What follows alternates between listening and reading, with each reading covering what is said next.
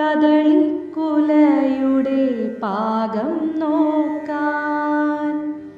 ഇനി വരും ഓണത്തിനെല്ലാരും എത്തുമ്പോൾ ഇളവനും വെള്ളരിയുമൊക്കെ വേണ്ടേ?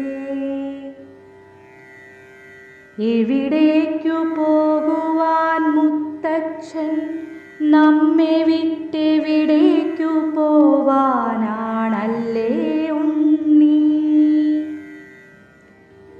തൊടിയിലെങ്ങാനും പോയി നിൽക്കയാവാം, വീണ പടവലത്തിൻ പന്തൽ നേരെയാക്കാൻ. കലികൊണ്ട